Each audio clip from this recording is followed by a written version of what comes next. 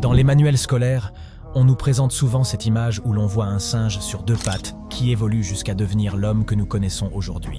Et il y a des musulmans qui se demandent si c'est ce à quoi ressemblait l'homme quand Allah l'a créé, et si c'est l'évolution qui lui a permis d'atteindre sa forme actuelle.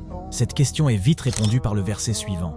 Nous avons certes créé l'homme dans la forme la plus parfaite. Non, l'apparence de l'homme n'a pas changé depuis Adam jusqu'à nos jours. Seule sa taille et sa durée de vie ont diminué. Mais les évolutionnistes persistent à contredire cette idée.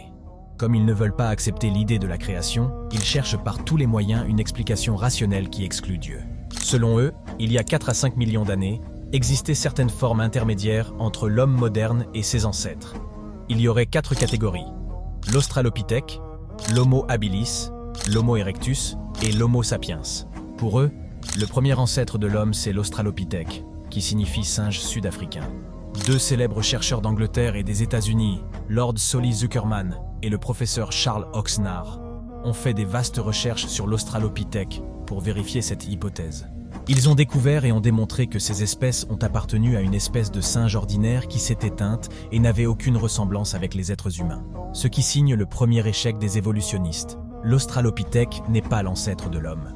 Ils ont inventé le terme « homo », qui veut dire « l'homme », pour désigner l'étape suivante de l'évolution humaine.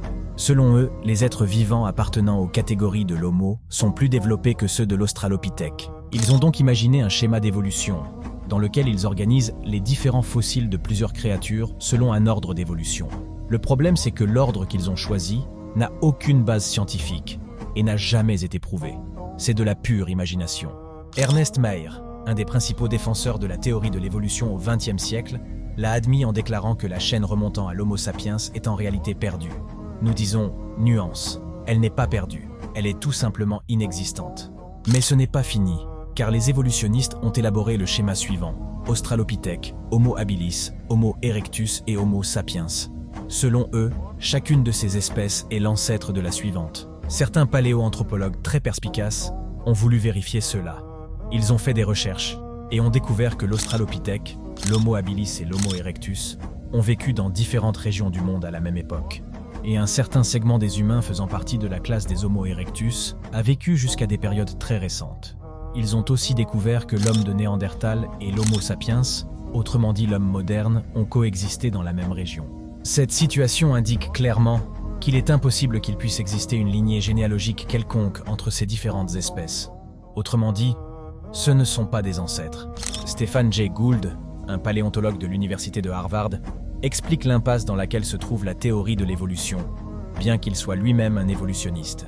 Il dit « Qu'advient-il de notre échelle si 3 lignées d'hominidés coexistent, l'Australopithèque africanus, l'Australopithèque robuste et l'Homo habilis, et qu'aucun ne provient clairement d'un autre? De plus, aucun des 3 n'a montré de tendance évolutionniste pendant leur existence sur Terre. » Ces grands chercheurs qu'on a cités, bien qu'ils soient évolutionnistes, ils ont eu l'honnêteté intellectuelle d'admettre que la théorie de l'évolution de l'homme n'a aucun fondement scientifique. Ces images mi-singes, mi-hommes qu'on voit dans les médias et les livres scolaires ne sont que de la pure propagande évolutionniste. Le problème, c'est qu'ils vendent ces imaginations comme des vérités absolues, alors que ce n'est pas le cas. L'objectif derrière, même s'ils savent que c'est faux, c'est de planter la graine du doute et de l'athéisme dans le cerveau des enfants, qui plus tard leur permettra de remettre en question l'existence de Dieu et de la création. Donc faites attention à éduquer vos enfants sur ces sujets. Ne les laissez pas boire et manger ces imaginations. Nous terminerons avec les paroles du scientifique Lord Solly Zuckerman.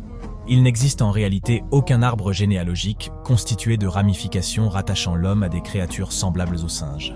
خلق الإنسان من نطفة فإذا هو خصيم مبين والأنعام خلقها لكم فيها دفء ومنافع ومنها تأكلون ولكم فيها جمال حين تريحون وحين تسرحون وتحمل أثقالكم إلى بلد لم تكونوا بالغيه إلا بشق الأنفس إن ربكم لرؤوف رحيم